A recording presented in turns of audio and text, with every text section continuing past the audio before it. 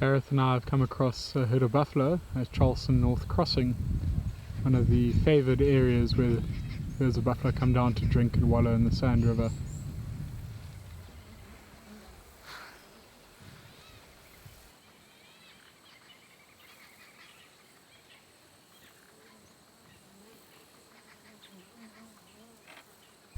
Could keep a lookout for lions in the area. Kambula Pride have been down here. It wasn't far from here where they took down the larger bull in the recent times.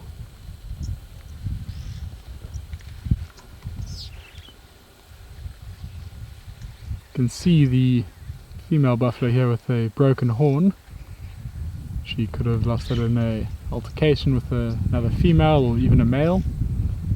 You can only imagine the force that was exerted to break through that curved horn of hers.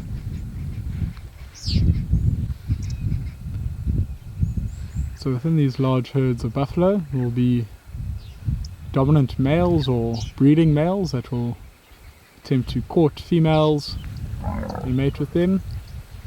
And every so often they come across other smaller groups of males which are affectionately known as Duggar boys, and sometimes they will compete with one another for the mating rights of the females in these larger herds.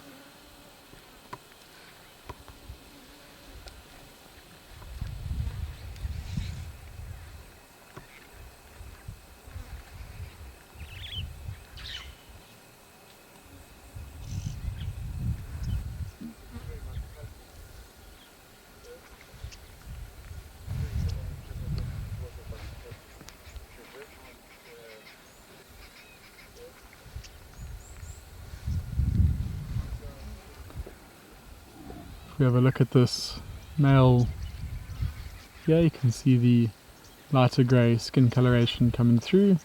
Looks like he's lost quite a bit of fur on the sides of his flanks, telling us he's one of the older males in the herd.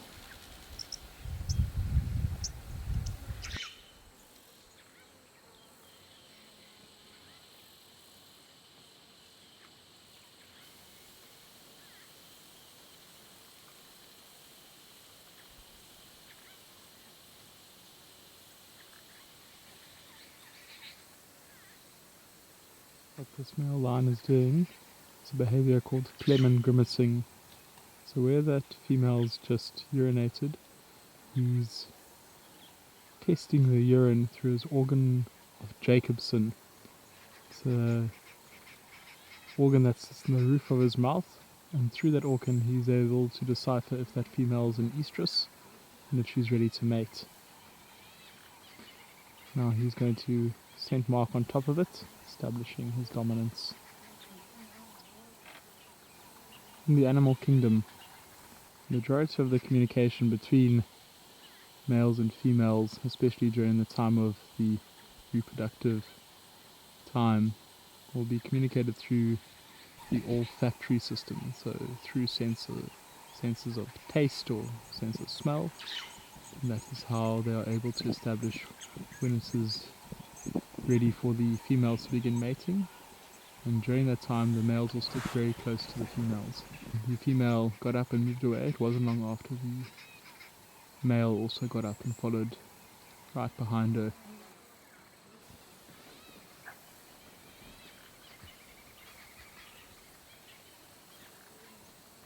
The majority of the Kambula Pride cubs, at least 10 of them, are all reaching the age of 2 years old, and during this time now the females will begin to fall back into estrus.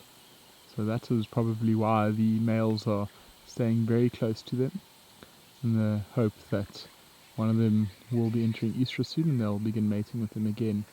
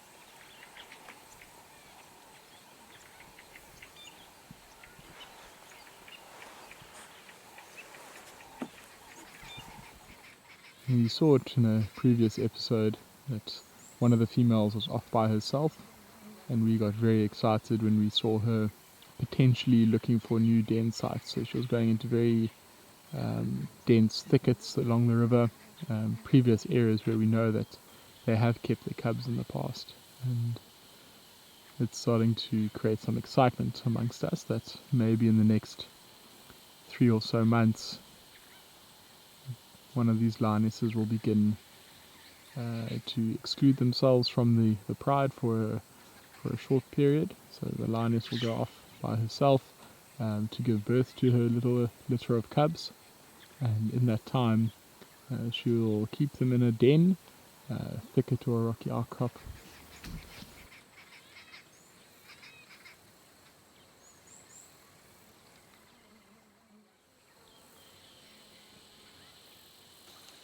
Here we have a white-fronted bees colony. Where they're nesting not too far from where the lions are sleeping.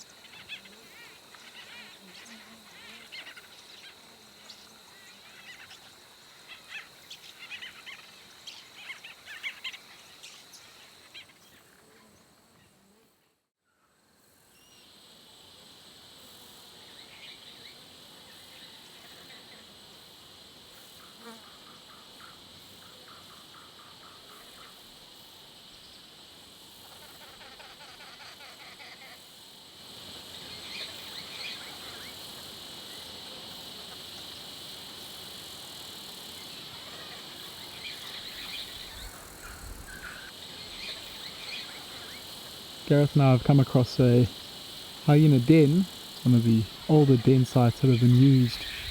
For the past few years there haven't been any hyenas here, but we followed a hyena back here this morning. Now we've come back here in the afternoon, and as we arrived we could see one cub that was about 6 months old and then 2 very young ones that went back into the hole of the den there, and we think that they're in the region of about 2 to 3 months old.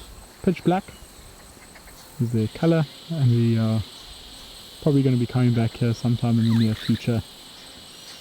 So it's great to see that one of the hyena den sites is active, and it's going to provide some great viewing over the next couple of weeks.